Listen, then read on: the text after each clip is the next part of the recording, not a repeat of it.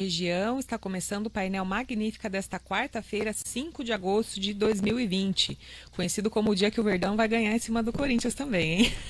Vamos ver, vamos ver. Pra mim, tudo bem, assim, não, é indiferente, mas eu torço pro Palmeiras, então. Então tá. Tô na torcida por você. Não, o importante é que seja um jogo justo, né? É que a gente acabou nem falando no Jornal da Manhã, né?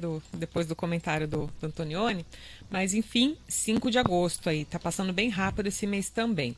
Bom, eu sou Daísa de Carvalho. Eu sou Marcos Barbosa. E hoje aguardamos as participações aí pelo 992005515, também pelo nosso Facebook da Magnífica FM, pelo YouTube também da Magnífica FM e pelo nosso aplicativo também para o celular, que além de ouvir você pode conferir as playlists das nossas transmissões. Bom, tudo em cima aqui com as transmissões, né?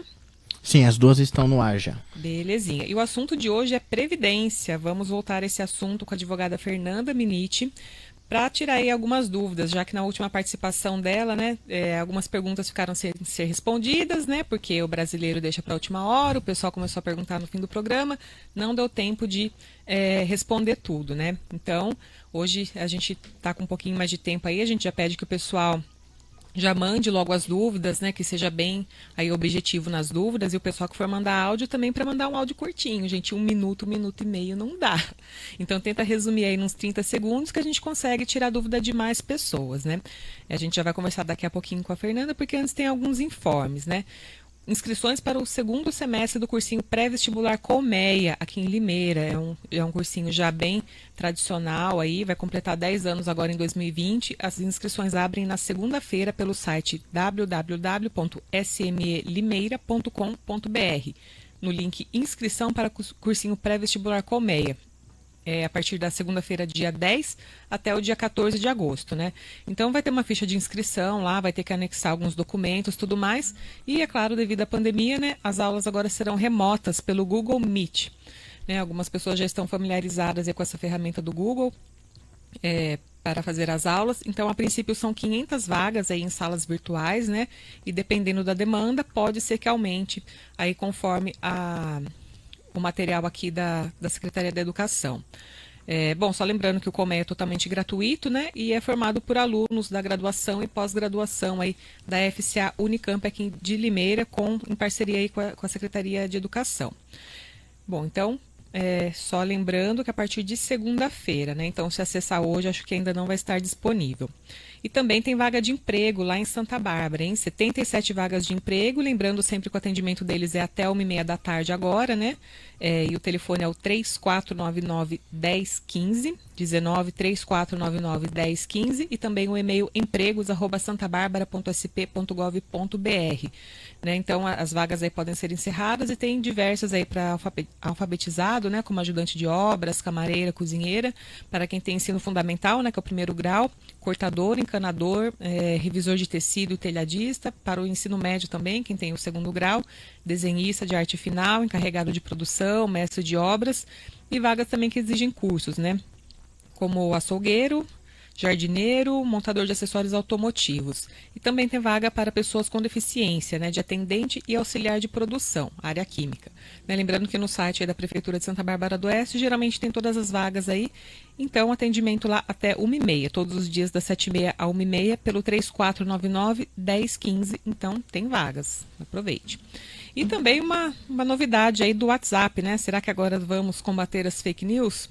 O WhatsApp anunciou que começa a testar aí um novo recurso para que os usuários possam verificar na internet o conteúdo de mensagens encaminhadas, né? Vamos ver se agora está literalmente na mão. Vai avisar que é fake news? Agora eu não acompanho essa notícia. Não vai avisar, mas ele vai deixar a ferramenta para a pessoa pesquisar no Google, né? Ao receber uma mensagem, um link encaminhado, uma lupa irá aparecer ao lado. Ao clicar no botão, o aplicativo abre uma janela de busca do Google sobre o tema. A ideia é que os usuários possam checar se a informação é verdadeira ou falsa. E de acordo aí com a empresa, esse recurso de pesquisa já está disponível para os usuários do Brasil e mais 6 países, né? É porque eu me lembrei aqui que o Instagram, que é do mesmo dono, né, do Zuckerberg, eles têm, quando uma pessoa posta uma fake news, aparece um aviso, né? Aviso de fake news, e do lado da agência Lupa, né, e aos fatos também, que esclarece. Então Sim. achei que fosse ser a mesma coisa. Não, esse aqui vai ter disponível, só que a pessoa vai ter que ter boa vontade de ir lá buscar, né? Então, tá facilitando aí, que já era o certo, né? A pessoa receber e dar uma conferida antes. Agora vai ser só apertar um botão, né? Isso. Lembrando que, assim, a gente sabe que o programa tem várias atualizações. Às vezes, celulares antigos não conseguem ter essas atualizações, né? Mais recentes, e não sei se essa ferramenta vai estar disponibilizada para outras versões, né? Mas, a princípio, já está disponível aí no Brasil. E agora sim, vamos conversar com a advogada Fernanda Miniti sobre previdência, né? Um assunto que pouco se falou na pandemia, mas que afeta ou uma hora vai afetar a vida de todos nós, né? Em algum momento vai, né? Boa tarde, Fernanda. Boa tarde, Deise. Boa tarde, Marcos. Boa tarde a todos os ouvintes. Boa tarde. Hoje tudo ok com o áudio, né? Se o pessoal tiver alguma coisa aí, pode dar um toque, né? Mas hoje tudo ok. Bom, Que bom, da minha parte aqui estou ouvindo muito bem. Tá, aqui também, tudo ok.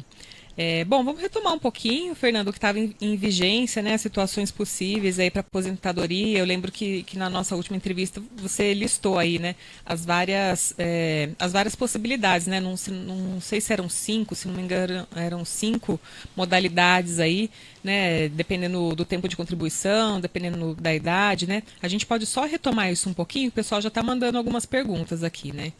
Então, o pessoal já está mais adiantado hoje. Só para relembrar, aí até ajuda o pessoal a estruturar a pergunta na hora de enviar para a gente. Claro, então vou retomar aqui brevemente como que está funcionando atualmente após a reforma, uma explanação rápida para que todo mundo possa se situar. E depois a gente vai aprofundando isso e conversando com as pessoas. Sim. E também vale lembrar que, além disso, tem algumas modificaçõezinhas através de um decreto. Mas vamos começar lá por partes. O que está valendo hoje? Aquilo que eu dizia já até semana passada. Com a reforma do Bolsonaro, a reforma da Previdência, deixou de existir a chamada aposentadoria por tempo de contribuição, em que o homem precisava de 35 anos para se aposentar e a mulher de 30, sem exigir uma idade. Aí o que acontece?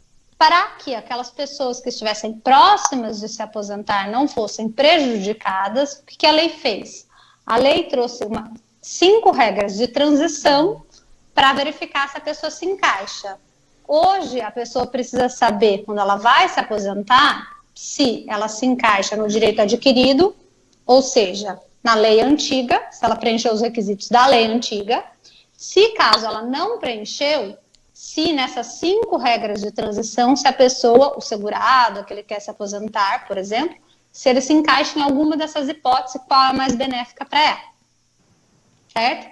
Então, vamos lá, vou passar aqui, sem entrar em cálculo, um resumo geral mesmo, dessas 5 regras para as pessoas irem se ambientalizando com elas.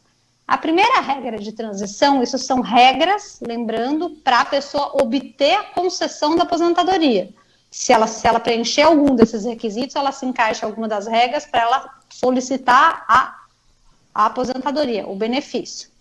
Primeira regra de modalidade de concessão de aposentadoria que está vigorando hoje. Sistema de pontos. Quais são os pontos? Quantos pontos? Mulher, 87 pontos e homem, 97 pontos. Sendo que desses pontos se somam a idade mais o tempo de contribuição. Então, a mulher precisa ter 87 pontos mais 30 anos de contribuição. É a idade mais o tempo. E o homem 97, 35 de contribuição, mais a idade. Esses pontos, eles aumentam gradativamente. Ele aumenta 1 ponto por ano. Então, isso eu estou falando para o ano agora, 2020. O ano que vem já serão 88 e 98 pontos. Então, essa é a regra de pontos para 2020. Essa é a primeira regra de transição. A segunda regra de transição é a chamada regra de tempo de contribuição mais a idade mínima. Por que do nome disso? Porque precisa ter um tempo e uma idade. Qual é o tempo que precisa?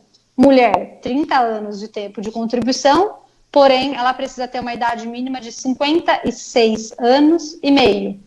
E o homem, 35 anos de contribuição e 61 anos e meio. Essa é a regra tempo de contribuição mais a idade mínima. Lembrando também que essas idades também aumentam. Essas idades, 56 anos e meio para a mulher e 61 anos e meio para o homem, são para 2020. Elas aumentam 6 meses por ano. Então, ano que vem, mais 6 meses dessa idade. É só lembrando até que ano que Claro. vai mudando, porque assim, é transição porque a gente está saindo de uma lei para outra lei, então não dá para tipo começar do zero, né? Então, essas Isso. mudanças que tem dos anos vai levar quantos anos ainda? Vai ser dentro de 2 anos, 1 ano, que eu não lembro a data. Tá, essa regra aqui, ó, o homem ele vai completar em 2027, essa da regra de transição do tempo mais a idade. Em 2027, e as mulheres vão completar em 8 anos. Por quê? Porque daí ela já vai atingir a idade necessária mínima. Certo. Desculpa, só para ir esclarecendo, né, para o pessoal ir assimilando também o porquê dessas mudanças. Essas regras de transição, em relação a idades e a pontos, cada uma tem uma data específica que vai ser a data fim da transição. Então, pegando, por exemplo, essa que eu respondi foi em relação a essa regra de transição 2, que o homem vai acabar em 2027 e a mulher daqui a 8 anos. Lá em 2000...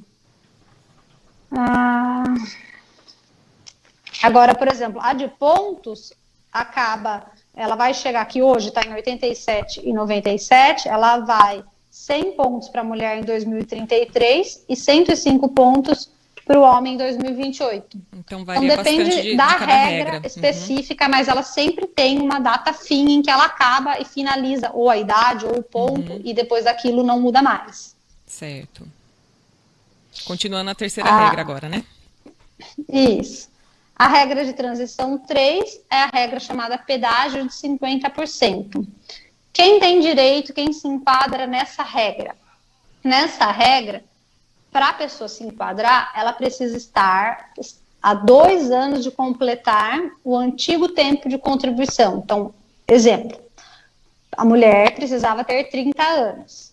Então, para essa regra, só vale para mulheres que estavam com pelo menos 28 anos de tempo de contribuição. Ou homem com pelo menos 33 anos de tempo de contribuição. Ou seja, 2 anos antes de completar os requisitos, que eram 30 e 35. Mulher a partir dos 28 anos, e o homem de tempo de contribuição, e o homem a partir dos 33 anos de contribuição. Essa data até a data da reforma, até 13 de novembro de 2019. Se faltavam 2 anos para a pessoa se aposentar na antiga modalidade, essa pessoa se encaixa na regra do pedágio de 50%. Por que se chama pedágio? Porque a pessoa paga um tempo a mais daquilo que faltava. Pedágio de 50%, se faltavam 2 anos, então exemplo da mulher. A mulher estava com 28 anos de contribuição, faltavam 2 para completar os 30. Aí ela vai pagar metade do que faltava, metade dos 2 mais 1. Essa mulher se aposentaria com 31 anos de contribuição. Essa é a regra o pedágio de 50%. A mesma coisa para o homem. O homem faltava 2 anos, ao invés de ele se aposentar com 35, ele se aposenta com 36 anos de contribuição. Mas lembrando que essa regra aqui é uma regra que continua aplicando o fator previdenciário no cálculo dela. É uma modalidade de aposentadoria, que se a pessoa preencher, ela se aposenta com o pedágio de 50%, mas no cálculo dessa aposentadoria específica, incide também o fator previdenciário. Certo. Aí outra regra de transição, que é a regra da idade, que a idade ela vai aumentando progressivamente para a mulher até chegar aos 62 anos de idade. Antigamente era 60. Esse ano ela está em 60 anos e meio. E aí ela vai aumentando até chegar em 62 anos no ano de 2023. Esse ano não é mais 60, já é 60 anos e meio. Ela aumenta também 6 meses por ano. Aí, em 2023, se estabelece a idade final em 62 anos. É a idade progressiva também. E a última regra, que é o pedágio de 100%, que funciona da mesma forma do pedágio de 50, que é pagar um tempo daquilo que falta, só que aqui se paga literalmente o que faltava para a pessoa. Então, um exemplo, se faltava 4 anos para a pessoa se aposentar, na antiga modalidade tempo de contribuição, a pessoa vai ter que completar esses 4 anos e pagar mais 4. Por isso que chama pedágio de 100%. Só que para se encaixar nessa regra também tem uma idade mínima, que para a mulher 57 anos e para o homem 60 anos. Aí a pessoa paga a quantidade de anos literal, 100% do que faltava. Se faltavam 3, ela vai trabalhar os 3 e pagar mais 3. Então, 6. Faltavam 4, 4 mais 4, 8. Mas tem que ter o requisito da idade mínima. Essas são as 5 regras de transição que estão vigorando atualmente. E lembrando que é importante também a pessoa verificar se ela não preencheu os requisitos antes das mudanças da lei. Se ela preencheu, aí ela vai entrar com a forma de cálculo antiga, e aí, nesse caso, precisam ser feitos pelo menos 6 estudos para essa pessoa, para verificar qual seria a melhor forma dela se aposentar, valor, benefício, etc. e tal. Ainda é muito caso a caso, né? Mesmo principalmente pelas mudanças, né? Sim, com certeza. O que pode acontecer, por exemplo, que de pouca diferença de anos, eu digo, de uma regra para outra, pode modificar o valor da aposentadoria. E às vezes, por esperar mais 1 ano ou 2 anos, estou inventando aqui só para a pessoa entender, ela pode receber um benefício melhor. Por isso que é importante não, tem que ser feito as 5 regras de transição, com as regras e com os valores, para a pessoa saber o ano que ela completa cada uma dessas regras e o respectivo valor de cada uma das aposentadorias em cada uma dessas datas.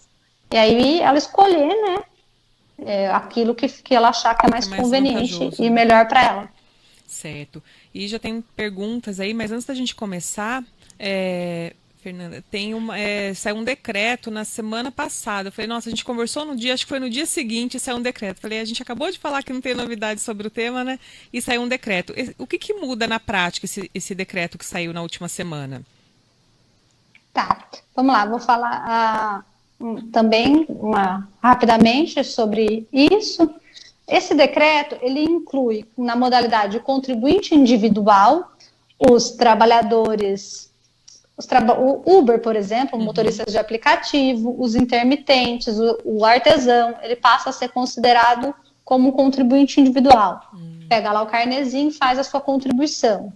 Trouxe isso. Também uma outra mudança que trouxe foi a extensão de benefícios por incapacidade acidentários para as domésticas. Exemplo, auxílio-doença, aposentadoria por invalidez decorrente de acidente. Também esse decreto regulamentou, trouxe essa possibilidade. Algumas coisas, por exemplo, a contagem do tempo de contribuição, ela passa a ser não mais em dias, e sim em meses. Isso acontecia, que aqui é uma parte mais técnica, mas só para ter uma ideia.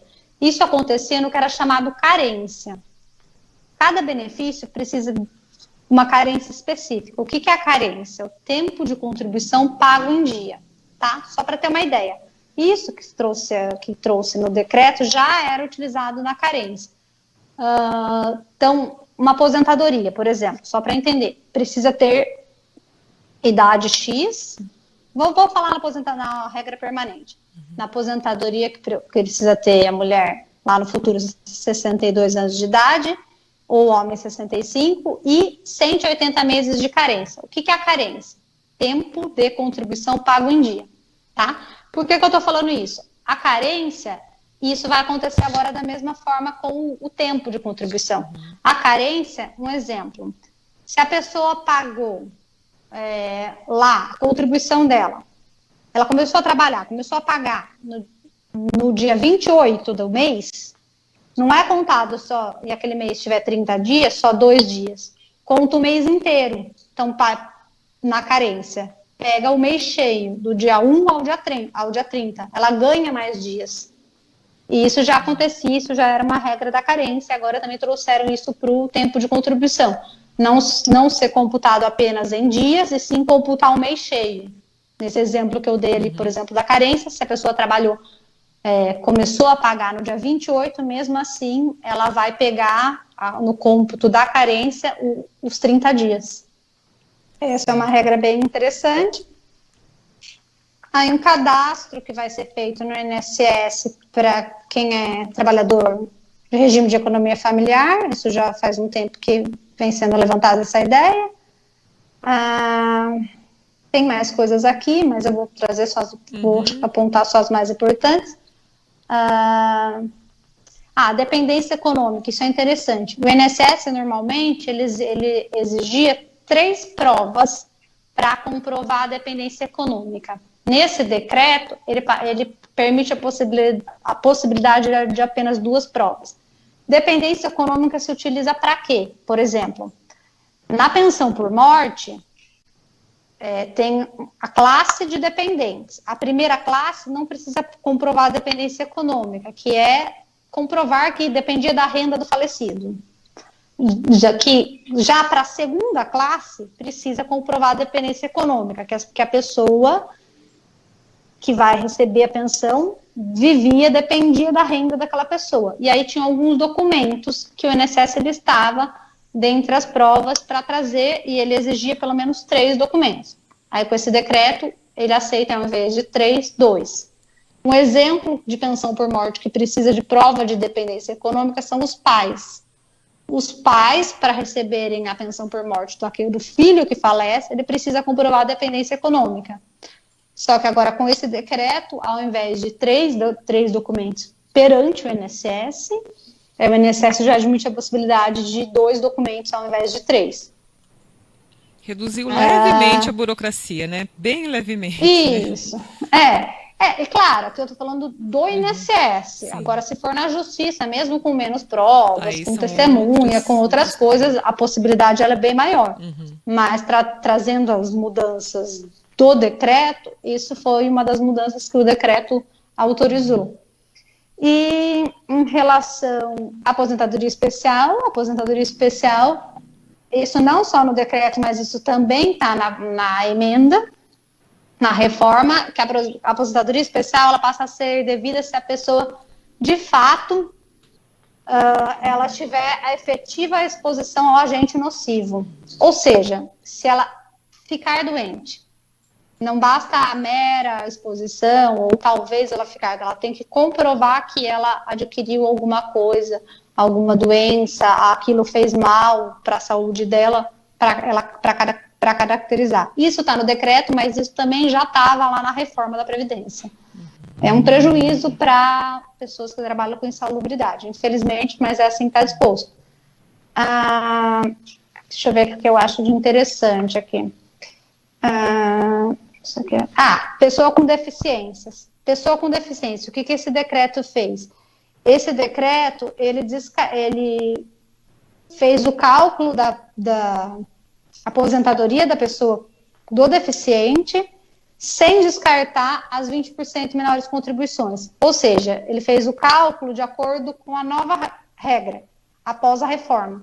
Após a reforma da Previdência, não tem mais o descarte das parcelas menores, das 20% menores contribuições. Antes da reforma tinha.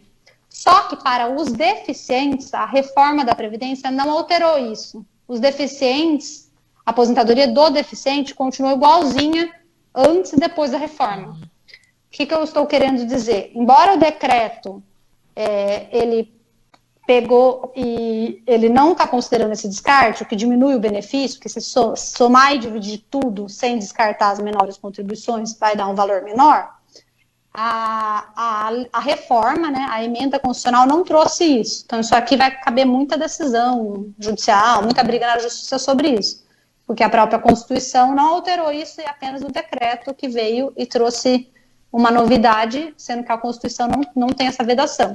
Isso na justiça acredito eu, que vai caber revisão ou dá para ser revertido. E a última coisa que eu acho mais interessante sobre o decreto, que isso já vinha Já existia posicionamento na justiça sobre isso, mas novamente esse decreto deixa isso mais claro, e isso é bom, que é a possibilidade de somar as contribuições de atividades concomitantes. Por exemplo, se uma pessoa trabalha em 2 empregos ao mesmo tempo, ela tem 2 vínculos. Antes, como que o cálculo era feito? Não somava exatamente a contribuição. Um exemplo, a pessoa ganha R$1.000 no emprego, mais 1.000 no outro. 1.000 mais 1.000 daria 2.000 de salário de contribuição para o INSS. Só que, antigamente, não era assim que funcionava. Era feita uma fórmula especificada na lei, em que se somava um percentual de cada atividade. Aí tinha lá o nome até de atividade principal e atividade secundária. Porém, na justiça, já há algum tempo, a justiça vinha entendendo que não precisava fazer o cálculo segundo estava estipulado na lei, que era um uma parcela, um percentual de uma atividade mais um percentual da outra, e não a integralidade dos dois. Agora, a justiça já decidiu que podia somar os dois, e agora o decreto também trouxe essa possibilidade de somar as 2 contribuições no cálculo dessa pessoa. Isso é interessante, porque isso aumenta bem o valor da aposentadoria de pessoas que têm empregos concomitantes ao mesmo tempo. Acho que essas são as mais importantes alterações que trouxe esse decreto. Ele é bem extenso, né? É bastante coisa, né? A legislação ainda é complexa, apesar da mudança, né? Bom, é 12h32 agora, a gente vai fazer um intervalo rapidinho e a gente já volta com as perguntas que o pessoal já está mandando, então para a gente não ter que interromper durante as respostas, a gente já faz o intervalo, que já está na hora mesmo do intervalo, e a gente volta com as perguntas, até daqui a pouquinho. Não saia daí, Painel Magnífica volta já.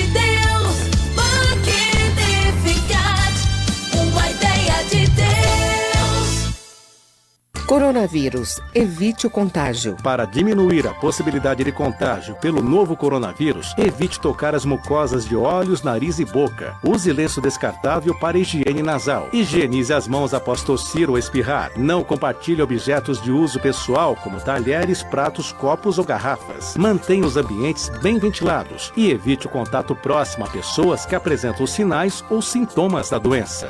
A prevenção é o melhor remédio. Uma campanha da Rádio Câmara. Valorize o seu produto ou empresa. Apoie a programação da Magnificat. Ligue 3452-3731. 3452-3731. Apoio cultural na Magnificat. Aqui, a sua empresa tem valor. Na dúvida, não compartilhe. Sabe aquela notícia que você recebeu no grupo da família e ficou na dúvida se era verdade ou não? A desinformação pode vir até mesmo de uma pessoa próxima. Fique atento à fonte da notícia. Confira a autoria do texto, confirme em outros sites. Repasse apenas o que é verdade. Preste atenção em erros de ortografia. Justiça Eleitoral. Motociclista. O uso correto do capacete reduz em até 50% o risco de morte e em até 80% as chances de ferimentos graves na cabeça. Quem não usa o capacete comete infração gravíssima, leva 7 pontos na CNH e paga quase R$300 de multa e tem a suspensão do direito de dirigir. O Brasil carrega a triste estatística de ser o segundo país do mundo em número de mortes de motociclistas. É urgente mudar esta trágica situação. Faça a sua parte. Dirija com prudência e responsabilidade. Magnífica FM, pela preservação da vida no trânsito. Valorize o seu produto ou empresa. Apoie a programação da Magnífica. Ligue 3452-3731. 3452-3731. Apoio cultural na Magnífica. Aqui, a sua empresa tem valor. Apoio cultural. Nós, da Papelaria Pica-Pau, continuamos atendendo todos os nossos clientes com o carinho de sempre. Devido à pandemia e para dar todo o conforto e segurança a você, faça seu pedido pelo WhatsApp. Se necessário, enviaremos as fotos e todas as informações. Pronto! É só passar na Papelaria Pica-Pau e retirar. Ou ainda, consulte nossa taxa de entrega. Papelaria Pica-Pau, Avenida Eduardo Peixoto 676, Limeira. Anote o nosso WhatsApp: 989 26 0152. De segunda a sexta, à 1h, Toca Brasil. O melhor da música MPB, aqui na 103,5. O anjo de Deus anuncia que ele está no meio de nós. Nada será como antes, tudo se renovará. Um novo céu, um novo som. Magnificat, libertação do seu coração. Magnificat está no ar.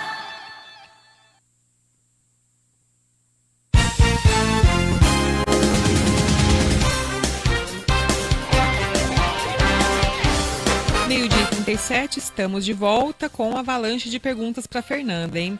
Mas antes, só dar um alô aqui para o pessoal que nos acompanha pelo YouTube, a Edna Andrade, boa tarde a todos, o Luiz Fabiano, da Cúria, ligadinho. Também a Nilza Benedita Aparecida Mufato, boa tarde, Daís e Marcos, tem uma abençoada quarta-feira, abraços para vocês. Para você também, Nilza, muito obrigada. E por aqui no Facebook temos a mensagem da Melinda Branco, boa tarde, Daísa, boa tarde, Marcos, estou assistindo vocês, que legal. Edna Carmen também mandando bom dia, Daísa, e bom dia, Marcos, já passou, já é boa tarde, viu, boa tarde. Edna? Mas acho que vale, né? Bom dia vale pro dia todo, né? Como a gente fala, né? Se não almoçou ainda, não é tarde. E é o nosso caso. No meu, é o meu caso. Temos aqui a Solange mandando boa tarde, estou ouvindo no meu rádio, a Cristina também, o Claudio Miro, a Ana Lúcia, a Maria Aparecida, a Edna de Nova Odessa, a Ivone, a Sandra, a Adriana Moraes também, o César, que tá aqui respondendo mensagem automática, né? E temos a Maria Costa que mandou pergunta. Não, Maria Costa não mandou pergunta. E tem alguém aqui que mandou pergunta, que mandou aqui pra gente um print sobre aposentadoria. Vamos ver aqui que ela mandou bastante coisa aqui, fica difícil de ler. Eu podia resumir um pouquinho, né? Na pergunta resume. Ele mandou um print, acho que é da situação da pessoa, né? Mandou assim: oi, bom dia. Sou a mesma que mandei outro dia que em janeiro de 2019 faltava 1 ano, 11 meses e 3 dias. Hoje entrei e avisou isso. Aqui tem uma mensagem deles aqui, ela mandou 2 prints pra gente. Vou ter, não sei se dá pra ler na íntegra, né? Porque ela podia resumir a situação dela pra fazer a pergunta, né? Isso, pra não levar muito tempo. Fica mais fácil. Temos a Maria também mandando boa tarde a todos, a Antonieta. Eu vou aqui abrir espaço pro áudio que tá chegando aqui da nossa amiga ouvinte, a Maria. Deixa eu só aumentar aqui o alto-falante. Agora vai. Boa tarde, meninas. Boa tarde. Olha, eu paguei o NPS em particular, né?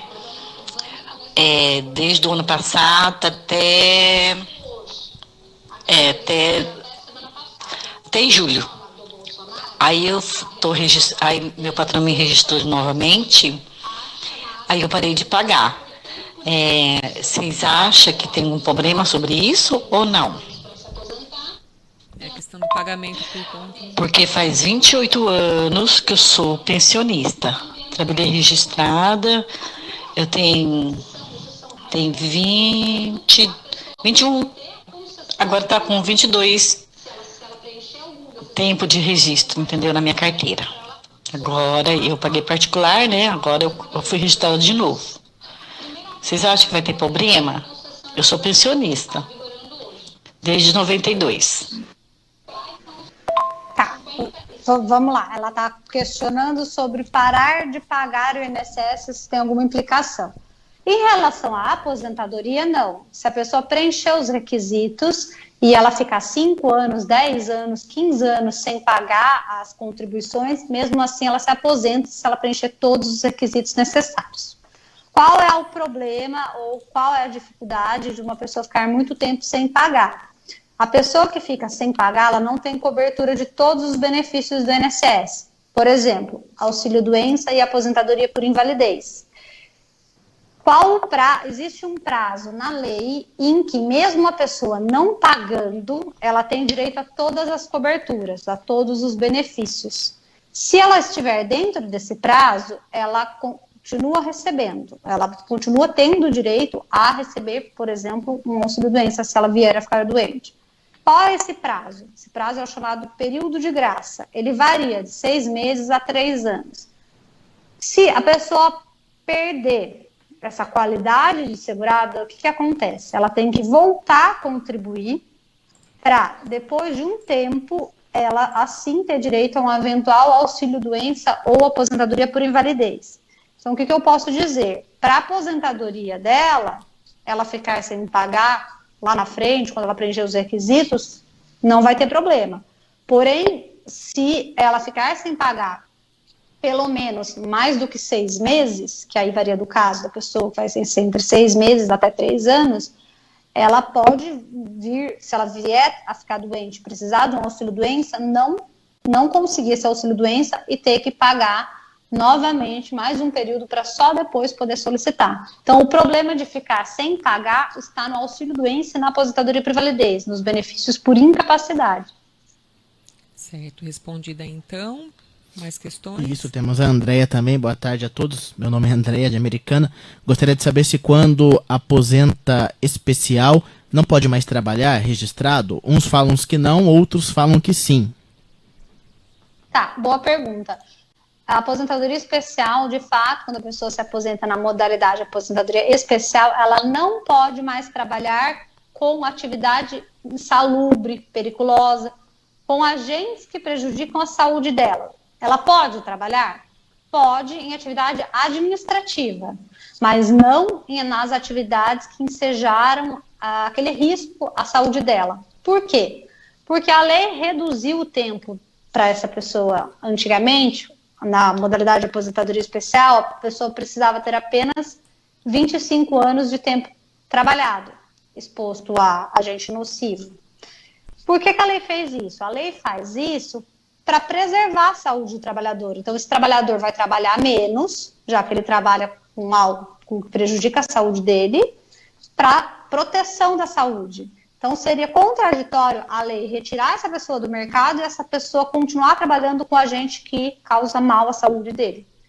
Então, existe sim na lei uma proibição de que a pessoa que se aposenta na modalidade aposentadoria especial, isso existia antes e ainda existe, continua da mesma forma, de continuar trabalhando com atividade insalubre, ou com insalubridade, ou periculosidade, enfim. Ela só pode trabalhar se ela trabalhar em outra função administrativa, que ela não tenha contato nenhum com esses agentes, com qualquer um desses agentes. Ok, próxima pergunta. Mais uma pergunta da Valéria. Boa tarde a todos. Entrei com meu pedido de aposentadoria, mas foi indeferido por não ter o tempo exigido. Eu contribuía como autônoma, mas dei muitos anos aula no estado de Minas Gerais, professora pública, do ensino público. Tive que entrar com um recurso provando estes anos que dei aula. Estes anos valem mesmo para aposentar ou esses recursos demoram a sair? Faço 58 anos agora em agosto e contribuo desde 1997 como autônoma, mais os anos que dei aula. Tá, ali quando ela deu aula, tem duas formas. Quando a pessoa trabalha, por exemplo, ali ela falou em outro estado, mas vou dar um exemplo aqui de Limeira. A pessoa pode trabalhar na prefeitura, CLT, ser contratada mediante a CLT, e aí o vínculo é INSS, o regime que ela está vigorando para ela são a mesma regra do INSS, ou a pessoa pode ser concursada, que acontece muito no caso do professor. O professor passou um concurso público. Aí o regime que ela está sujeita é o regime próprio ao que ela prestou, município ou estado, enfim. Mas, de qualquer forma, os dois dão para somar o tempo.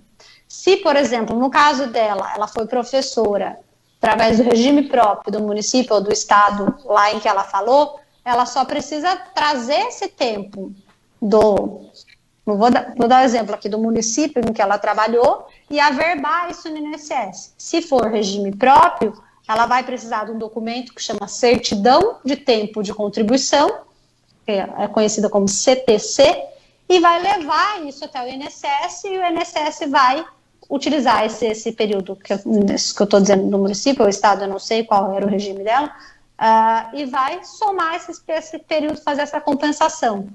Existe uma compensação financeira entre os entes, e aí é concedida a aposentadoria dela. E se faltar algum documento, é comum o INSS solicitar, e aí a pessoa tem que pedir, onde ela trabalhou ali como professora, o documento e levar até o INSS. Eu digo isso porque eu já presenciei, já vi casos assim, inclusive de professora, de utilizar os dois períodos, período que a pessoa trabalhou para o INSS, período normal, e período que trabalhou como um concurso público e somar esses dois tempos e não ter nenhum impedimento para aposentadoria. Ok, próxima pergunta. Tem mais uma pergunta aqui em áudio da Sônia, lá de Americana. Oi, doutora Fernanda. Boa tarde, tudo bem? Eu queria saber, eu tenho 65 anos e 14 anos de contribuição. Em qual fase que eu encaixo aí? Eu tenho chance ainda de aposentar? Boa tarde, muito obrigado. Ficam com Deus. Oi, boa tarde. Fica com Deus a senhora também. Todos nós, né?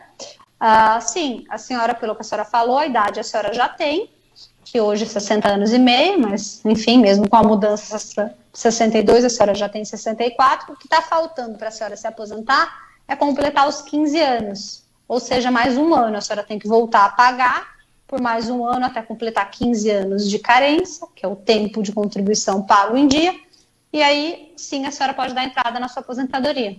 Então a idade a senhora já tem, agora falta completar os 15 anos de contribuição. Só mais um aninho, né? Isso aí. Isso, exatamente. Temos a Miriam aqui também, boa tarde, meu marido tem 5 meses que ele faleceu, ele ia dar entrada na aposentadoria, mas não deu tempo, eu marquei uma perícia que era para eu me passar no dia 13 do mês passado. Marquei em Americana, cheguei lá e estava tudo fechado. Aqui em Limeira também não está atendendo. Eu estou ligando no INSS e ninguém atende. Eu estou desesperada porque eu preciso, e é o meu direito, né, receber a pensão por morte. Eu estou com 52 anos e o que eu posso fazer? Espero que me responda, por favor. Nem o fundo de garantia dele eu não recebi também, porque entrou nessa pandemia. Tá, vamos lá. Ela está perguntando sobre a retomada das agências do INSS. Isso foi até uma notícia que saiu recentemente. Eu vou passar na data de hoje, mas isso é melhor sempre confirmar perto da data. A previsão do INSS para retomar as agências em períodos parciais, ou seja, abertura do INSS para a população. O que foi estipulado?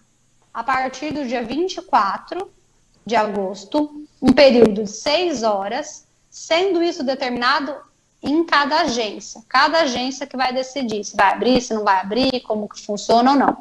Isso não para todos os atos. Os atos que derem para ser feitos pela internet continuarão sendo feitos pela internet. Agora, atos que precisem perícia, justificação administrativa, um cumprimento de exigência, algum documento que o INSS solicitou, eles vão abrir parcialmente e vai depender da agência. Porém, minha sugestão, essa é a notícia que está atual. Dessa mesma forma que teve essa notícia, umas semanas, uns períodos para trás, sempre vem acontecendo isso. Se coloca uma data em que vai reabrir o INSS, mas perto da data, a depender da pandemia, eles costumam às vezes prorrogar. Então, o que eu estou passando, que hoje é assim como está, mas está previsto para o dia 24. Mas um pouco antes do dia 24, acompanhe as notícias para ver se isso não muda. Porque até hoje não é a primeira vez que se tem uma data para a reabertura do INSS, mas todas as vezes que chegou perto da data, acabou tendo uma prorrogação. E em relação ao que ela pode fazer, ela pode enviar os documentos, os laudos pela internet e solicitar o pedido via digital, pelo computador ou pelo 135. Mas se ela tem que enviar laudo, alguma documentação assim, não sei exatamente o caso, isso dá para ser feito pelo computador. É só ela conversar com alguém que consiga acessar o site do meu INSS e fazer esse pedido online para ela. É o Eliseu Santos aqui comentando no YouTube, lembrando do telefone 135. Isso. Mais perguntas? Temos aqui a Aparecida. Boa tarde, tenho 54 anos, trabalhei registrada durante 12 anos e depois desse tempo virei autônoma. Dei entrada em minha aposentadoria há 2 anos. Foi negado meu pedido porque faltavam 8 meses para a contribuição, sendo que eu me afastei por motivo de cirurgia e assim que terminou o afastamento, continuei pagando. Foram 4 meses de afastamento. Eu já paguei mais 2 anos e continuo pagando até hoje e eu não consigo me aposentar. Tá, ali precisaria estudar o caso dela porque que o INSS não considerou, mas vamos aqui algumas observações. Ela fala período de afastamento e se isso inclui ou não no cálculo. Pessoa que recebe auxílio-doença ou aposentadoria por invalidez, isso inclui no cálculo da pessoa para na hora dela se aposentar?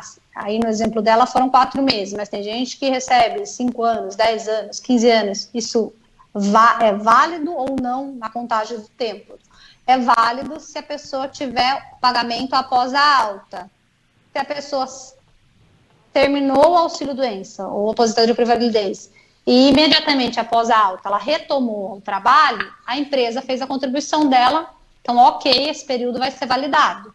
Se a pessoa ela não estava trabalhando empregada, ela própria pagava o carnê, o que ela tem que fazer para validar o auxílio-doença? Ela, após a alta, tem que ir lá e fazer o pagamento de uma contribuição. A competência do mês seguinte, pagar essa contribuição para validar esse período que ela ficou em afastamento. Mas no caso dela, pelo que ela disse, aparentemente, ela saiu, retomou ao emprego e isso é para ser computado, da análise que ela contou.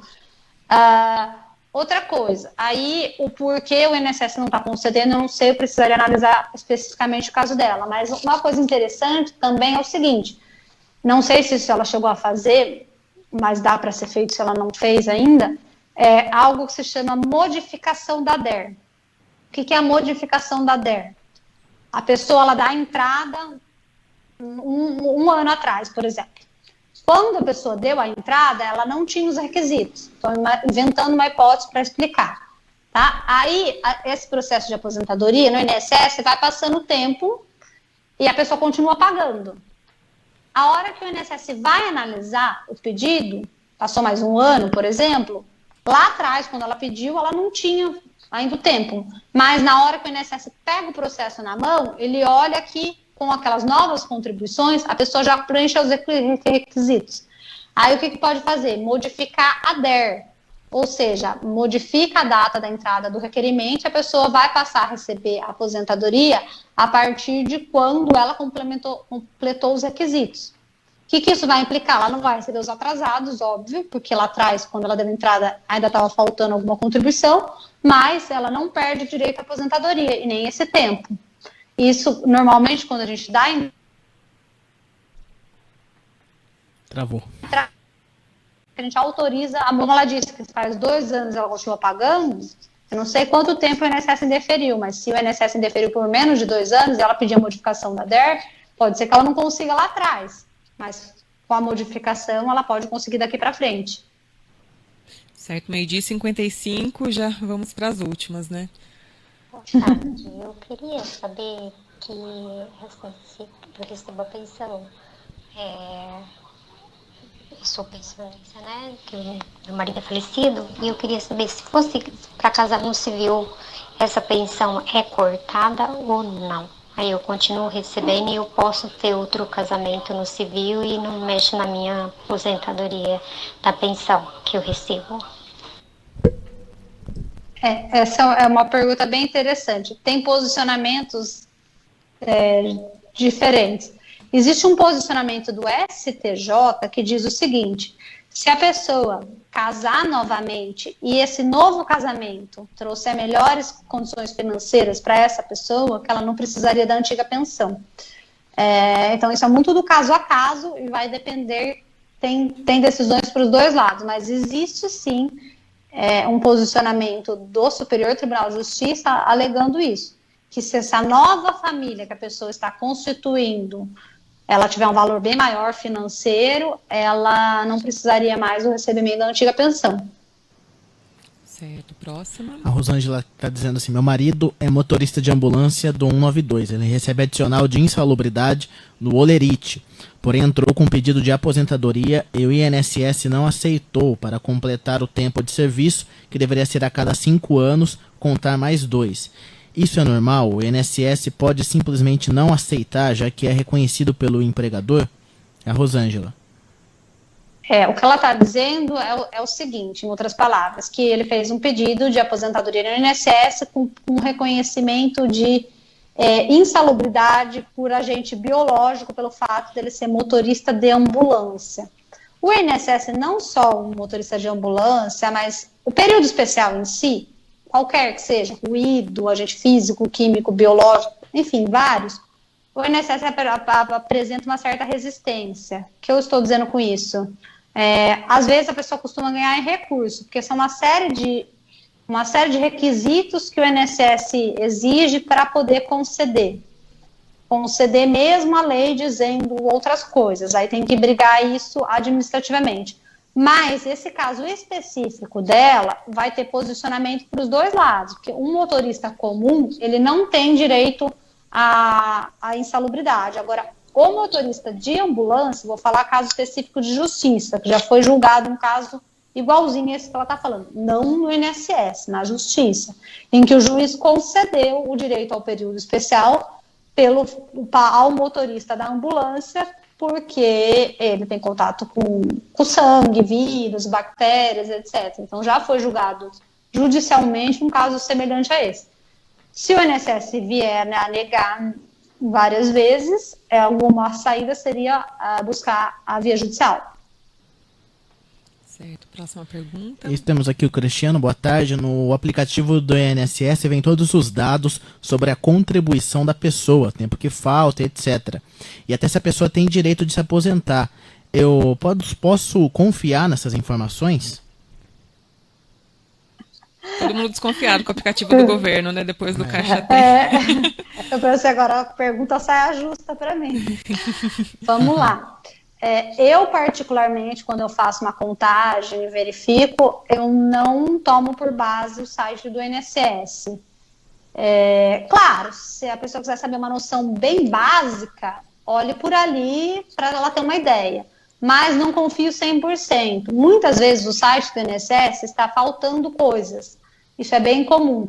No CNIS, Cadastro Nacional de Informações Sociais, que é o sistema de dados que mostra os vínculos e os valores da pessoa. Muitas vezes, às vezes, não tem contribuição, a pessoa pagou no carnê e não está ali. Em muitas informações do CNIS dela, às vezes tem a data que a pessoa entrou na empresa, mas não tem a data que saiu. Outro exemplo comum, não bate, tem divergência entre o que está no INSS e o que está na carteira de trabalho. No INSS diz que a pessoa entrou na data tal, no dia 5, e na carteira de trabalho diz que foi no dia 10. São exemplos, então tem muitas divergências. Confiar 100% no INSS, no sistema, eu não utilizo dessa forma. Até porque no próprio sistema do INSS, se a pessoa olhar no vínculo dela, no CNIS dela, que é a relação dos trabalhos dela e dos valores, num campo na lateral, tem um campo escrito assim, indicadores, para todo o trabalho que a pessoa fez, em todas as empresas. Se estiver algum indicador ali, o que significa isso? Significa que o INSS vai pedir alguma prova daquele trabalho. Então, não é só porque está lá no CNIS 10 anos, 15 anos, 20 anos, que significa que o INSS vai aceitar. Até mesmo no próprio sistema do INSS tem um campo em que ele mostra quais meses ou quais vínculos ele vai pedir a comprovação. Eu digo isso porque às vezes a pessoa se ilude, ela entra lá e acha que tá tudo bonitinho e na hora de ver vai precisar correr atrás de algumas coisas e olhar alguns documentos. Mas é tudo coisa que dá para fazer. Certo, uma e um, de novo, não vai dar para a gente responder todas, né? Mas a gente vai, as que não derem tempo, acho que pelo menos uma ou duas a gente consegue ainda, né, Marcos? Isso, vamos lá. Temos a Érica aqui, boa tarde a todos. Tenho 29 anos de contribuição e 45 anos de idade. Será que não consigo aposentar com a regra antiga? Ela vai cair ali no pedágio de 50%. Se ela está falando agora, acho que no ano passado ela já tinha pelo menos 29, ela vai se aposentar com 30 anos e 6 meses, aparentemente. Ela não vai se aposentar na regra antiga, porque a regra antiga já não tem mais, só se ela tivesse 30 anos antes de 13 de novembro de 2019. Só que vai faltar muito pouco, ela entra na regra de transição pedágio de 50%, que é, aparentemente, pelo que ela falou, ela se completa isso com 30 anos e 6 meses de tempo de contribuição. Isso, falta pouco para ela se aposentar. Temos a Maria aqui também. Minha filha tem síndrome de Down. Eu sou aposentada por idade com um salário mínimo. Eu posso requerer o LOAS para ela também? LOAS ainda existe? Mudou, acho, né? Esse benefício existe ainda? Existe. Ele acabou não tendo mudança. Na proposta, a reforma da Previdência, houve a possibilidade de mudarem, de mexerem, mas acabou não passando. Mantém as mesmas regras iguaizinhas. Para ter o LOAS, a pessoa tem que estar. O que é o LOAS? É um benefício assistencial para pessoas acima de 65 anos ou deficiente, em condições de miserabilidade. Aí, o caso dela vai ser o seguinte, ela se enquadra na deficiência, mas tem que comprovar a miserabilidade. A miserabilidade, por exemplo, a pessoa não pode ter ninguém da família dela que tenha registro na carteira. Se a pessoa tiver registro na carteira, já vai ter renda, vai descaracterizar a miserabilidade. Aposentadoria, essas coisas, pode chegar a descaracterizar a miserabilidade. Porém, eu já vi decisões na justiça, mas aí vai caso a caso e tem que, vamos dizer assim, tentar. Se a aposentadoria for no valor de um salário mínimo, eu já vi juízes não considerando, não descaracterizando a condição da miserabilidade se o valor for até um salário mínimo. Aí se for R$1.000, R$2.000, R$3.000, um valor mais alto, já descaracterizaria. Eu já vi decisões nesse sentido, não quer dizer que ela vá conseguir necessariamente isso, mas isso também é só através judicial, não acredito que ela consiga isso via INSS administrativamente, porque provavelmente o INSS vai negar por na família dela ter alguém que recebe aposentadoria. Certo, próxima pergunta. Acho que mais uma dá tempo, né? Isso, vou com uma pergunta aqui em áudio da Giovana. Tudo bem vocês aí da Magnificat? Que Deus abençoe cada um de vocês. Eu quero perguntar para a doutora o seguinte. Eu só tenho, acho que uns 8 anos de carteira registrada e estou pagando mês, já vai fazer um ano. Eu tenho 58 anos. Quanto tempo eu ainda tenho que pagar e com quantos anos é para aposentar? Nossa, eu acho que eu vou aposentar lá para 80 anos, né? Mas eu queria ter essa dúvida. Obrigada, tenha uma boa tarde. Boa tarde para a senhora também. Vamos lá, ela vai se encaixar na regra permanente, vai se aposentar por idade, 62 anos de idade e 15 anos de contribuição, somando o período que ela está pagou e período com o MEI. Lembrando que a aposentadoria, quando ela é feita pelo MEI, a alíquota que a pessoa paga é menor, 5%, aí ela tem direito de receber aposentadoria apenas no valor de um salário mínimo. Mas respondendo à pergunta, 62 anos de idade para a mulher e 15 de contribuição. Certo. Bom, 1 e 5 já não dá mais tempo. Todas as dúvidas que nós não conseguimos responder, eu vou pegar certinho a dúvida e o contato, a gente vê como é que faz, né? Que a gente faça gravado depois, né? Que a gente já está com alguns agendamentos aí nessa semana, mas a gente vai dar um jeito de responder. Queria agradecer mais uma vez, Fernando, por toda a paciência, toda a explicação, bem detalhada. Eu também estou aprendendo muito ouvindo aqui, viu? Aprendendo bastante. Então, queria agradecer muito a sua participação mais uma vez. Eu que agradeço a todos vocês, agradeço a todos os ouvintes, e um abraço para todo mundo. Fique todo mundo com Deus. Gosto sempre de falar isso, né? Certo. Então, 1h05, obrigada a todos que participaram. As dúvidas que não foram respondidas, a gente vai anotar aqui o contato e a gente vai ver um jeito de responder aí essas dúvidas. E a gente volta amanhã no Jornal da Manhã, mas hoje à tarde ainda tem atualização das informações, das notícias com o Rafael Coelho no Jornal das 5. Até lá. Rádio